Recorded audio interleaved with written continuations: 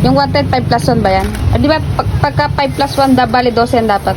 Hello mga kasari, at yan nga at dumating na ang ating Nestle product. Medyo konti nga lang dumating na ito at marami daw kulang. Marami nga daw out of stock kahit naman ako'y direct ay hindi palagi pong kompleto ang aking order. Kaya naman mga kasari ay talaga naman nakakabili ako sa iba kahit naman ako ay may direct na ahente. At ayan nga gising ang aking baby ay talaga namang hindi nagpapahuli sa pag-check ng aking paninda. Habang nag-check nga ako ng resibo ay si kuya naman yung taga-bilang at ako ang taga-tingin. Inugali ko nga mga kasari na mag-check palagi ng aking mga paninda ay kasi naman kahit kokonti ang iyong order ay may nagkakamali pa din. Ilan yung 180? 12? 12, ma'am. Ah, sige. 5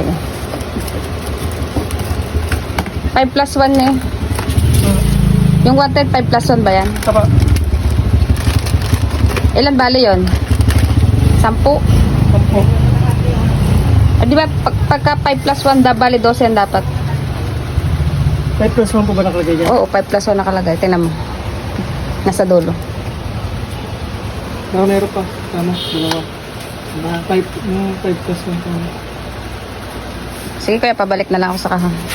Ayun na nga mga kasari, kaya naman dapat talaga laging i-check ang item versus doon sa resibo na hawak mo. Kasi mga kasari, ang mga yan ay marami ding ginagawa at marami ding pinagdadalhan kaya hindi na maiiwasan ang malito sila. Kinuha nga pala sa truck yung dalawang kulang at eto na nga ang copy ko at dumating na rin. Syempre katulad kanina ay ganun pa din ang ating gagawin. Kahit konti lang yung item na ating in-order o kakanyang dumating ay ating pa rin palaging i-check ang item versus sa kanyang resibo. Pagka ganito ngang deliver at hindi naman talaga ikaw ang namili, ay kailangan mo nga talagang i-check para naman ikaw ay hindi malulugi. Kasi naman mga kasari, bakit hindi tayo malulugi? Paano ba naman kakaunti naman ang ating mga tubo sa mga ganitong item? Pagka mga ganyang item lamang naman, talaga naman ang ating mga tubo ay mga piso-piso laang. Kaya naman pag kayo ay kulang ng isang tay na kape, talaga namang malaki ng iyong lugi. At dahil tapos na nga kami mag-check, ayan na nga at nagpapakita ko lang yung aking stock na kaunti pa. Paano mga kasari? Diyan na muna kayo. Bye-bye!